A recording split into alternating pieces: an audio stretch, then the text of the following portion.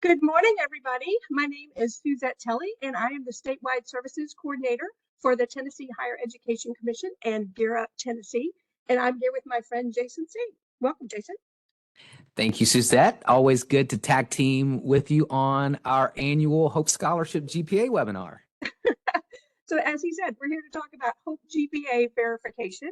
And there's actually two different ways you can do it. And I think Jason's going to share his screen, and we're going to kind of walk you through the two ways.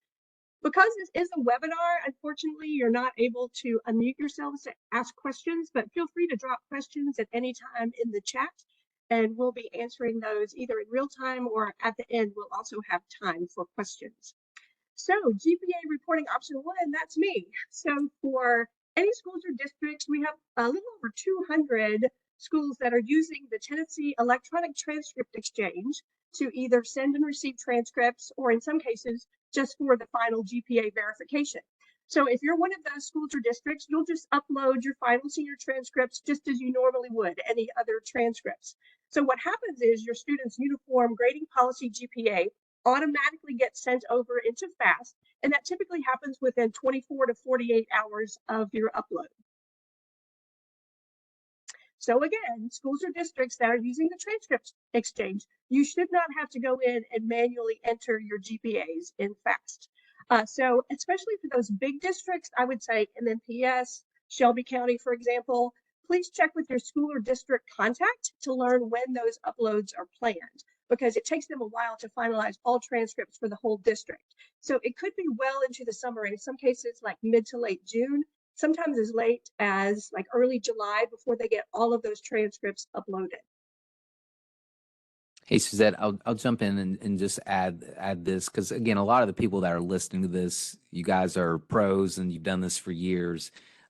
To Suzette's point about those of you that use the electronic transcript exchange, every once in a while, there's always that student or two that perhaps fall between the cracks. So again, as I get into the FAST and verifying stuff through FAST, every once in a while, right, Suzette, we always encourage counselors to log into FAST 24 to 48 hours afterwards, just to make sure everything looks all right. Exactly. And, this used to be a big issue, but it really hasn't been as big an issue in recent years. But if you're one of those districts that doesn't have social security numbers on your transcripts, that really shouldn't be a problem. We will look in FAST for a match between first name, last name, date of birth, and high school code. And if we can find a match on all four of those points, then all of your data will flow seamlessly into FAST. And then, as Jason just said, it doesn't always match up perfectly. So again, 24 to 48 hours, I'd probably say 48 just to give it extra time. But after you do that upload, just log back in, just make sure that all those students made it over. There usually are just maybe one, two, a handful that weren't able to be matched perfectly. And so you may have to go in and manually update those folks. It may not be too late, but I have to be honest, it would be very difficult if you started today to implement with the transcript exchange, trying to get out of manually verifying for this year. It would be very difficult because there is an implementation process that usually takes anywhere from a few weeks to a month or two. If you're very motivated, I'd be happy to work with you and we could get it sorted out. But if you're looking toward next year and you would like to send free transcripts, or not have to manually verify your GPAs, then please reach out to me, suzette.telly@tn.gov. You'll see my email there. We also have a link here to a tutorial and resource page to give you more information about the electronic transcript exchange. And I think that may be it for me. I'm going to turn it over to Jason for reporting option 2. Hey, and Suzette, you may have seen it like I did, but Susan just asked a great question about, Suzette, Jason, what if I have a student that has a name change? Should I just be prepared to manually verify that GPA? Susan, I think the short answer is yes. I think that's definitely one that that you will want to log into FAST, as I'm about to describe, to make sure the student is verified correctly, just in case for some reason that upload gets rejected because of a mismatch. So no, absolutely. So that's sad. So GPA reporting option 2, and as Suzette indicated for many of our larger school districts, right? They use the electronic transcript exchange, but there are some, especially our private schools, that have elected to continue just manually entering GPAs via FAST. And folks, it's not that bad, I promise, right? And speaking of FAST, this is last year when Suzette and I did this. This was our big kind of introduction to the shift from what many of us remember, the old E-Grant system, to now FAST, which the acronym stands for the Financial Aid System of Tennessee. But FAST is where you can go and manually enter GPAs of students who appear. Specifically from a Hope Scholarship and a GAMS perspective. Remember, folks, you need to report final GPAs for students that have achieved between 0 and a 20 ACT, and those students who have achieved a 29 to a 36 ACT. Again, because the students in the middle, those that have achieved a 21 through 28, congratulations, they're already eligible for the Hope Scholarship based upon their ACT. So from the final GPA perspective, you really need to be focused on those students with a 0 to 20 to see if they qualify for Hope based upon a 3.0 or better.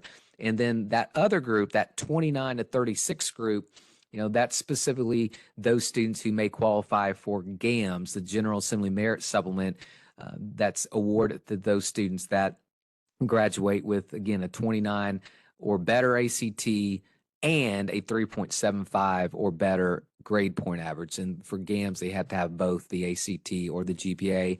And as always, folks, shout out to our students that take the SAT. You can qualify for Hope based on SAT, and it would be simply the equivalencies for SAT purposes.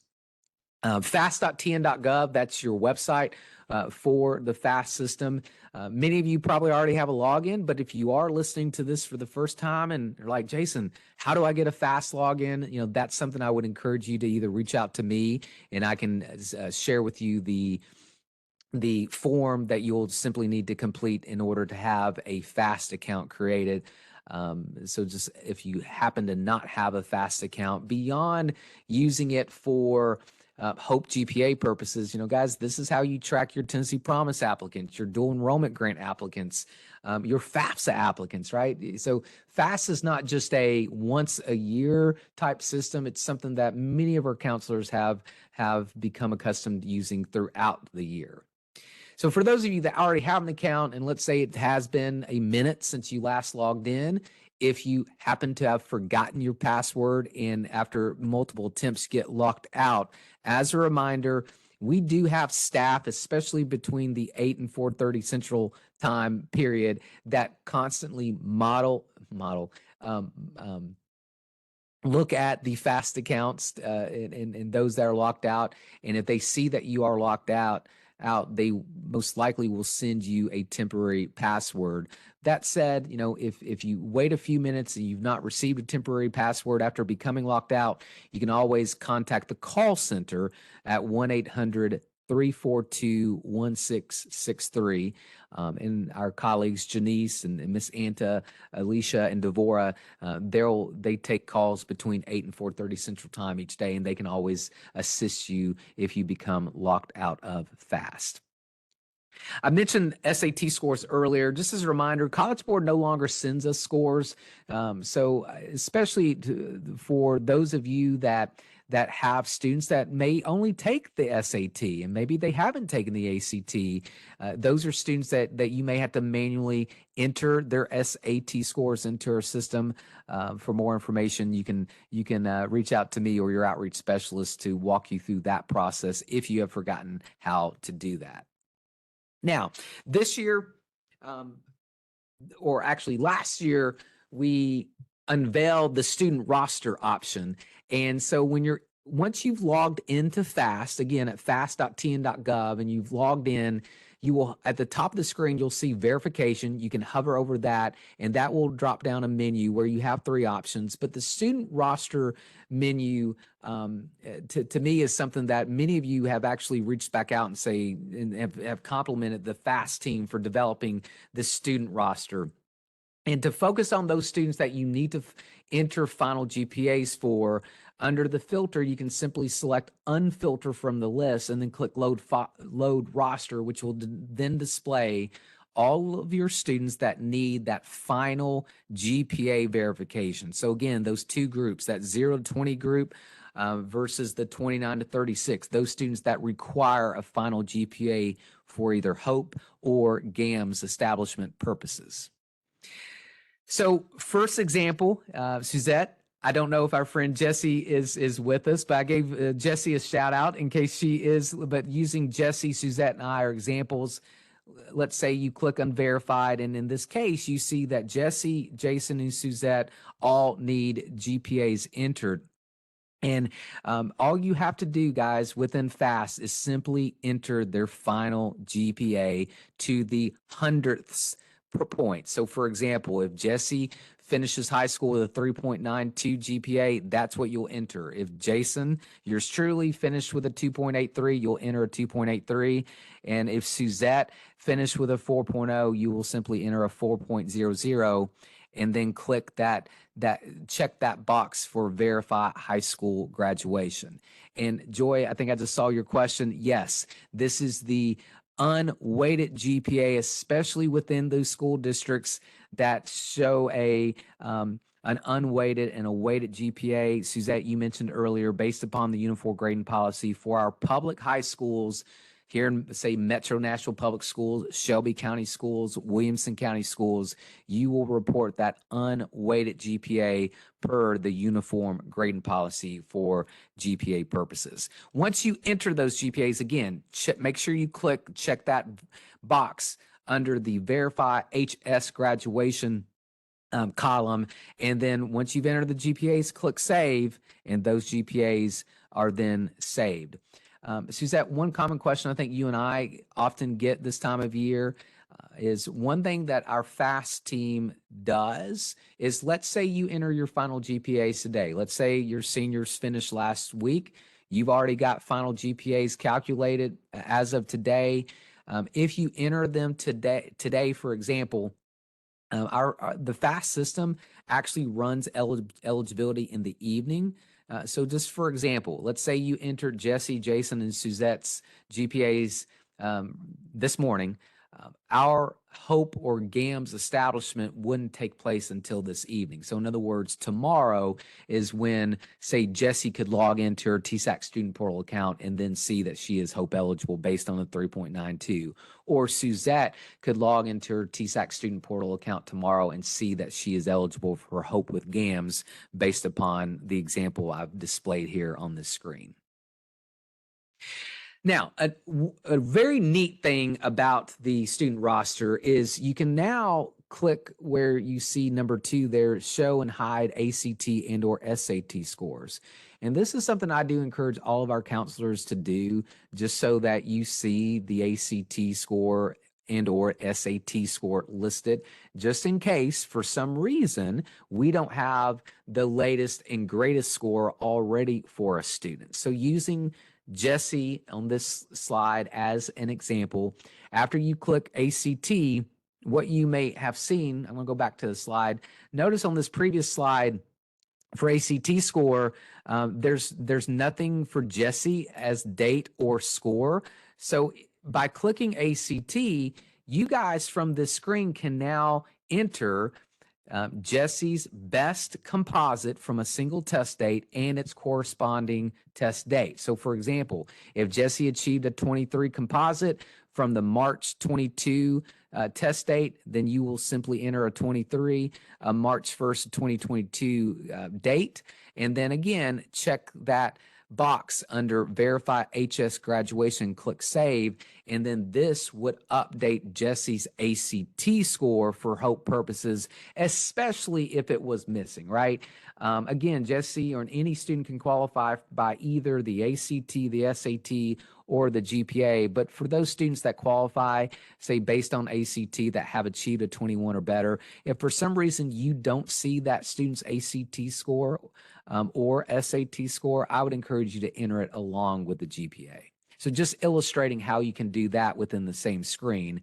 And you can do this all at once, right? You can update an ACT, you can enter that student's final GPA. Just make sure you click the check that verify HS graduation box for the student and click save in order for FAST to save all of this information. Hey, Jason, we've had a couple of questions come in. One is, it's from Donna. If a student has a legal name change, should we have them contact THEC to update legal name in the THEC student portal? Donna, great question. So generally speaking, our response is if they've had a legal name change and if they have now officially changed it with the Social Security Administration.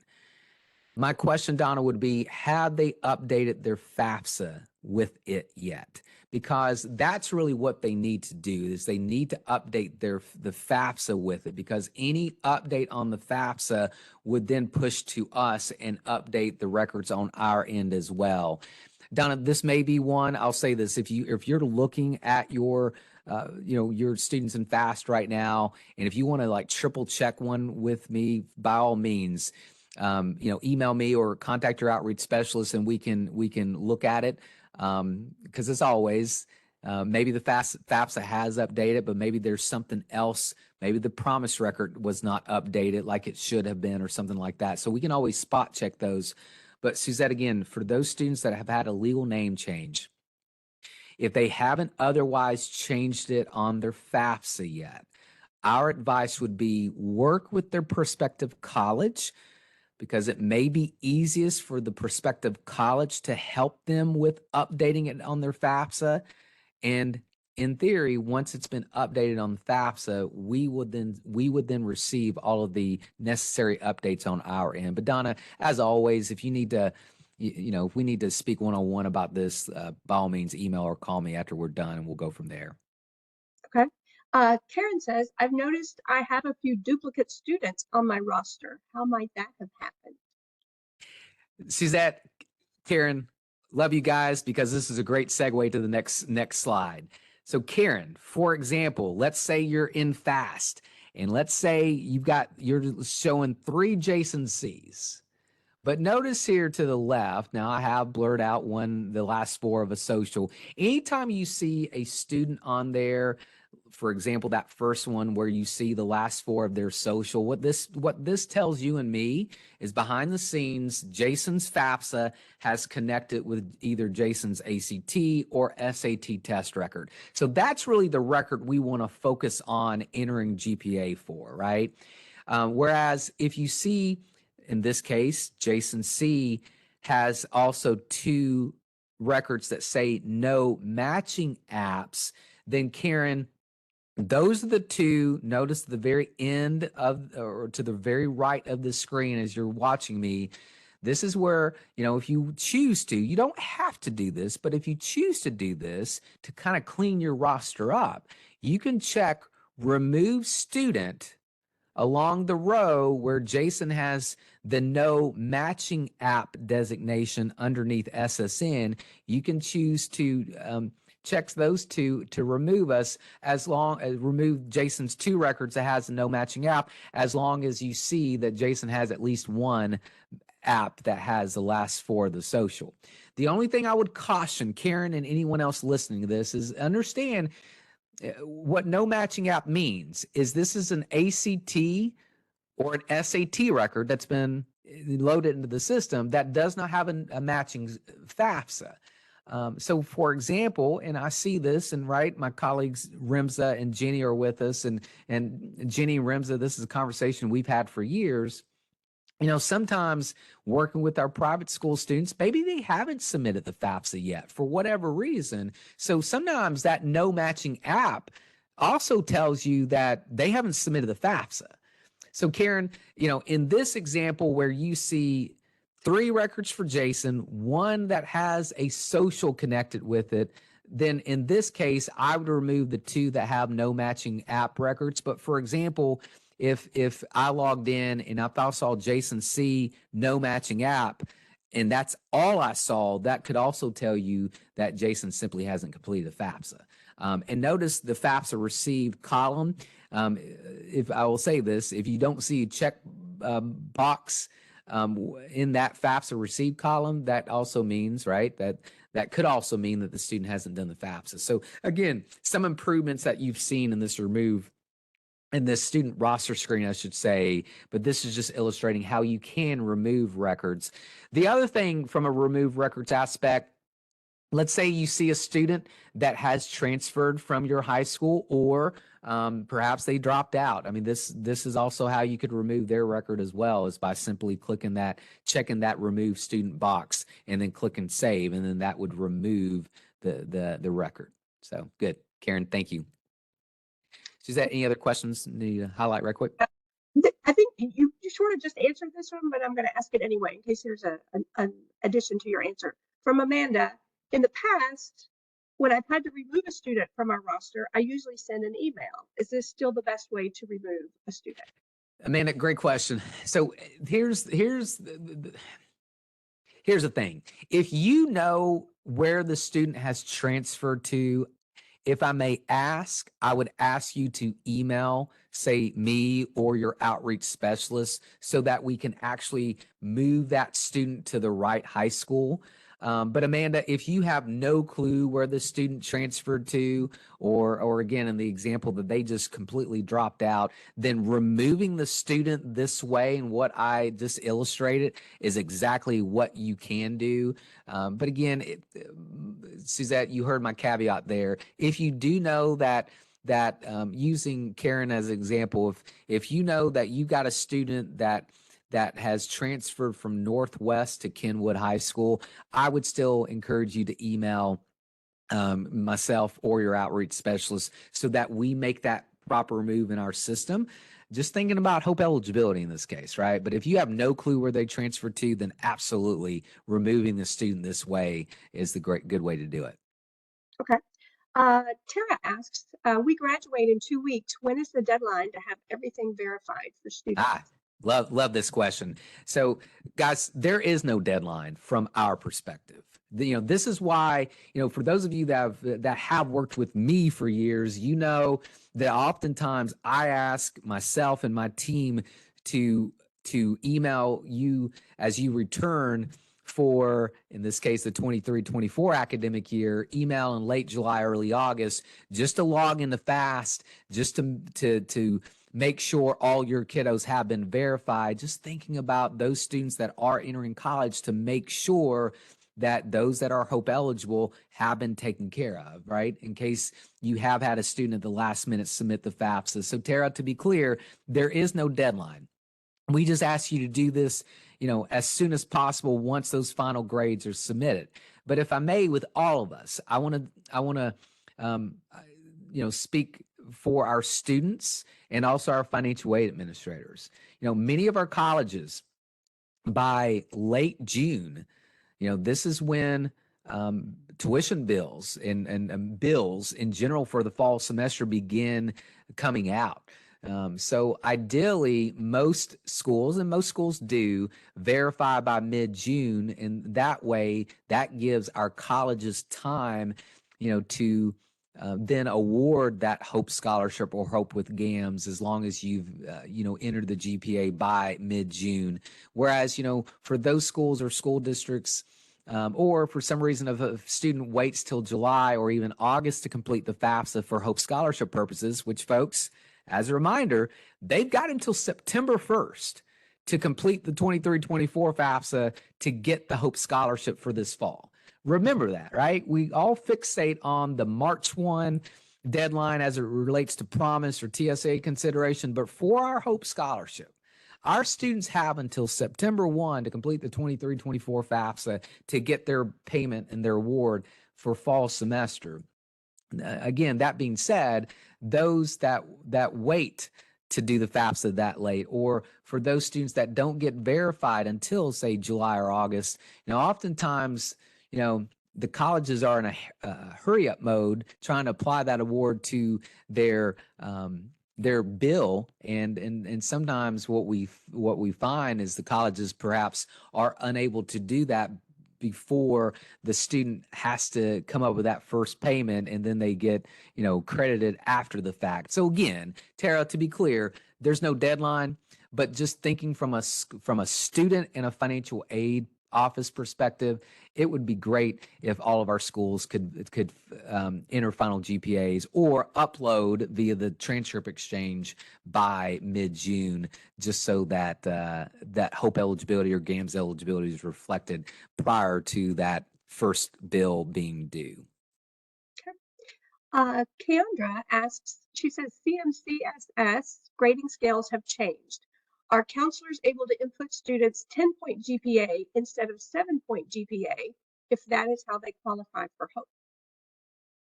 Well, hey, great question. And forgive me, Suzette, I think you said Kendra.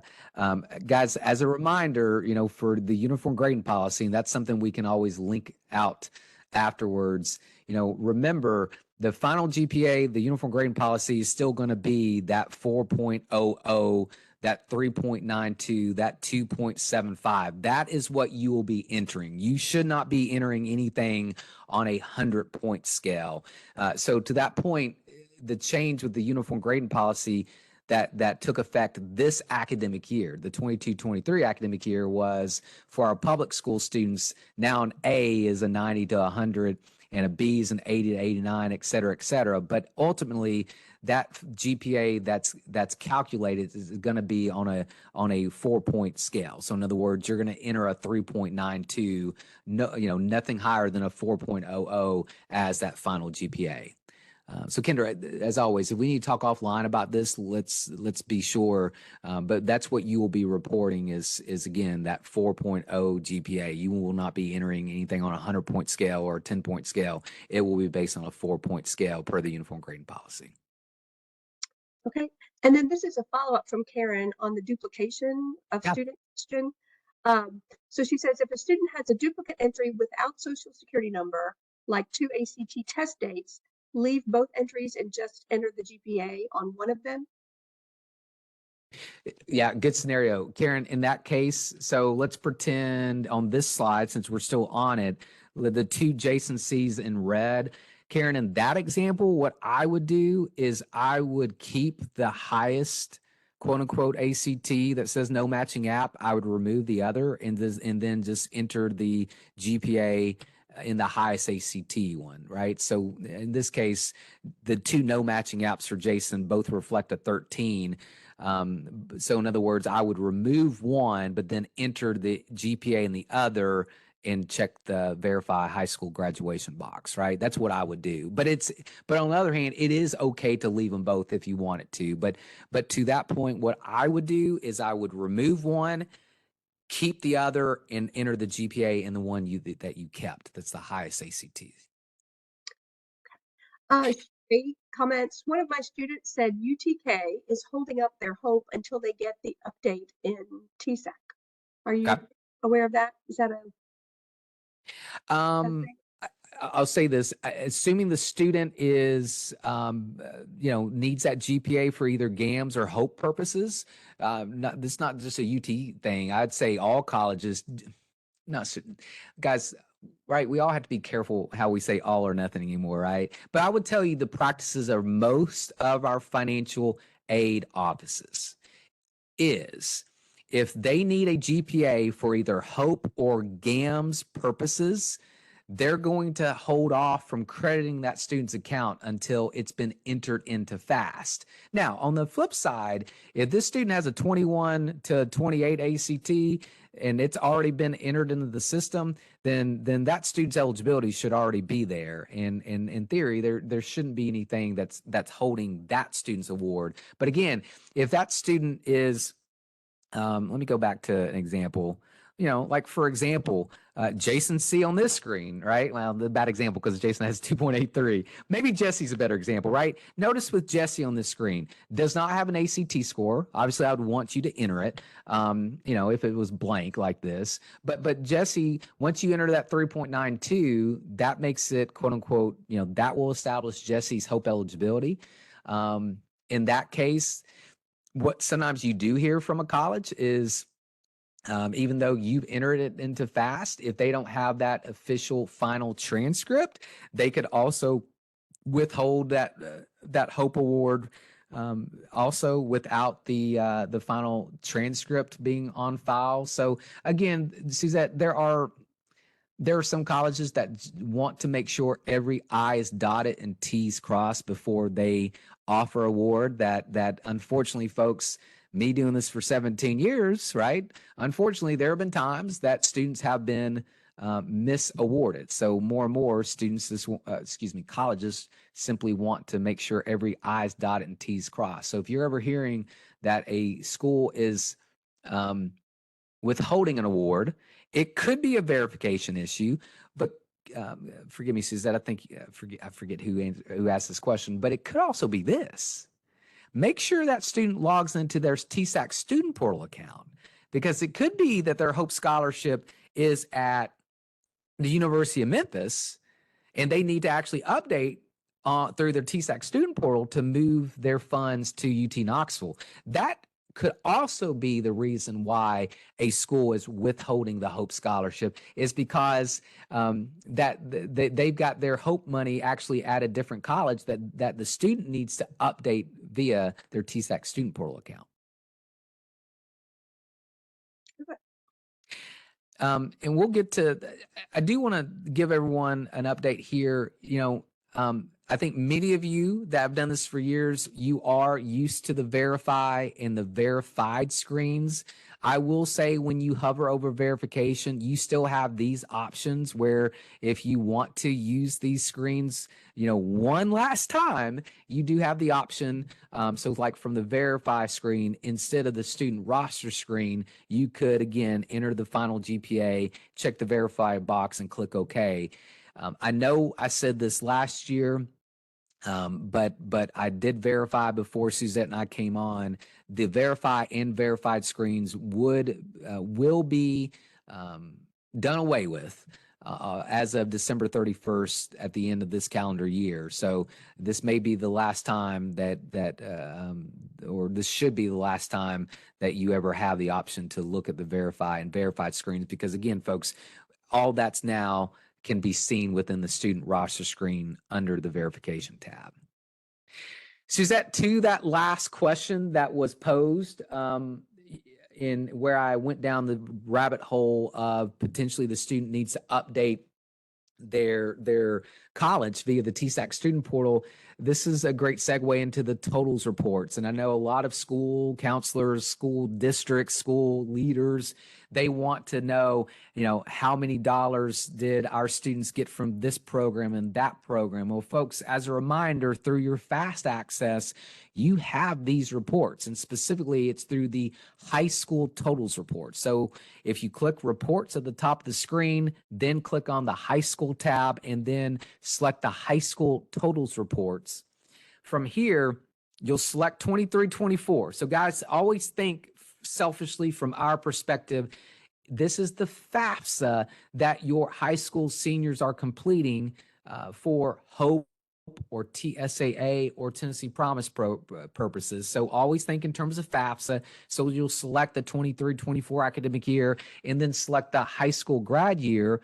And then finally, you'll select the appropriate program that you want to pull for. So for example, Hope Scholarship, this will then display, all of your students who are eligible for Hope, also GAMS, also Aspire based upon either ACT or SAT or by GPA. Now, as I said earlier, remember, if you're entering GPAs, today, this week, next week, in a few weeks from now, always wait until the next day to pull this report. Because as I said earlier, we hold off from running eligibility until each evening, okay? But at that point in time, for example, here's Gordonsville High School, and I'm using Suzette and myself as examples. You see that Suzette is eligible for Hope, $1,750 a semester at UT Chattanooga, whereas Jason is eligible for Hope at Vol State. Guys, as a reminder, you can use these reports not only to pull your totals, but also see what college is reflected for the student from a state aid perspective. So let's say Jason at this point in time, he's now going to Austin P, for example. Well, if you still see Vol State right there, then you need to nudge Jason to say, hey, Jason, you need to log into your THEC account and update your state aids so that you move it from Vol State to Austin P, so that now Austin P can see that you're, say, eligible for the Hope Scholarship or eligible for the Tennessee Student Assistance Award. And I'm going to back up for a second. For the most part on these totals reports, as you look at all of our things, honestly, folks, at this juncture, I would pull the Hope Scholarship totals report, as well as potentially the Tennessee Student Assistance Award and Wilder Navy, which is not seen from this screenshot, but Wilder Navy for our TCAT students are on this list as well. Those are the three that I would pull as of today. Some of you may go, well, Jason, what about Tennessee Promise? Here's the thing, folks. Promise eligibility is not finalized until we have from Tennessee Achieves or the Heirs Foundation that your student has successfully completed their community service requirement by July. In this case, this year, it's going to be July 5th. And so, in other words, we won't know final promise numbers in terms of an award amount until, let's say, on into July and August, once our colleges have time in determining that last dollar scholarship. So generally speaking, when I work with school counselors asking, Jason, which totals reports should I be pulling? I always say Hope, Wilder Navy, and TSCA are the three to pull now. As we get into August, if you want to pull your promise report, then I think specifically the totals promise report, that might give you a good idea of how much promise they are actually receiving for the fall semester if they needed anything. And Suzette, look at that. That means we're done, or at least we're done in terms of the slides. That's, guys, everyone, Suzette's contact info. Suzette, thumbs up, I assume. Phone number, so good? Yes. And then, guys, as always, that's my email and my phone number as well. That's my work cell. So y'all can text me that number if you ever need to. So I'm going to stop the slides. Suzette, any other questions we need to go over while we're talking? We haven't had any come in the last little bit. So unless any others come in, we may be finished. Yeah. I guess, again, housekeeping in terms of for those that perhaps joined just a few minutes after we began, everyone, Tim Phelps and I, we did a state aid legislation FAFSA webinar on Friday that was recorded. And so as soon as we are done with this webinar and this recording becomes available, and both recordings, so Fridays and today's, are uploaded to our YouTube channel, then Suzette, Jesse, and they'll get me the link, and then I'll make sure I will email out the link to the recordings to our YouTube page, or your outreach specialist will be emailing that to you guys in case you miss anything or want to hear something you may have missed while Suzette and I have been talking. I just had a question. Is Tennessee Electronic Transcript Exchange the same as the National Student Clearinghouse? That's a good question. It's actually managed for us by the National Student Clearinghouse. So that may be part of the confusion. So that's why that link that I posted in the chat takes you to a National Student Clearinghouse landing page, because they do manage it for us, and they own the transcript center that all the transcripts run through. And they've been a very good partner. We've been partnering with them now for almost 10 years. That's good. See, the other housekeeping, again, if as you listen to this and as you watched Suzette and I talk about verifying GPAs, or me specifically talk about the FAST system, and again, you're like, Jason, I don't have a FAST account. What do I need to get one? Again, you can email myself, I'm going to say, or Suzette, and we'll be sure to share with you the FAST user form. And again, one of our colleagues can create that account for you.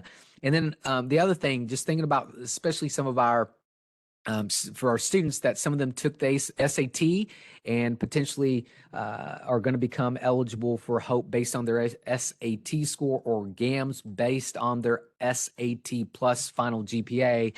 as a reminder, we do not receive scores from College Board. So if that SAT score is important, that may be something that you need to work with either myself or your outreach specialist in terms of how to add that into the FAST system, because sometimes those students may not populate on your unverified rosters.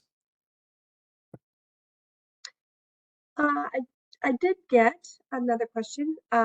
This is from Mary Ann. I came in late and a new administrator. I have a couple of seniors who are not on my report. How are they added? Is this by their FAFSA? Yeah, Marion, if and that's a great question. And if you had chatted it, say 30 seconds beforehand, I mean, my answer that I just gave is part of the potential explanation.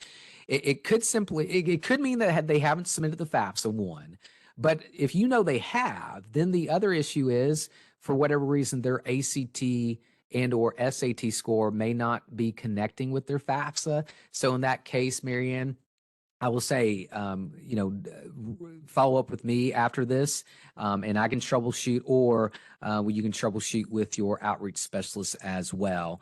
So I would say either or, email me after this.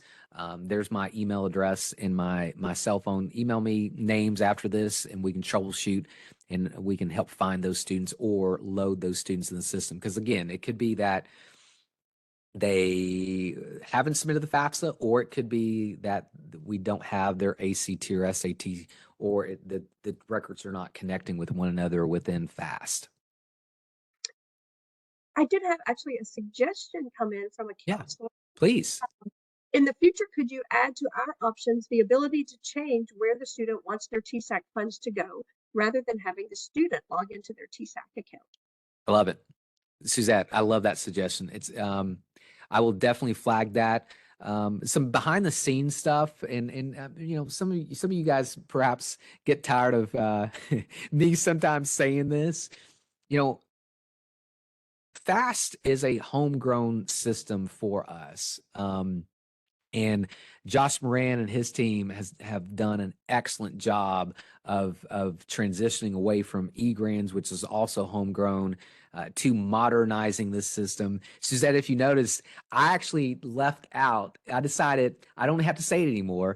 That you can use FAST with any modern browser, right? For some of you that have been with me for years, forever ago, I used to say that you could only use the old system with a certain web browser, but now it can be used with anything.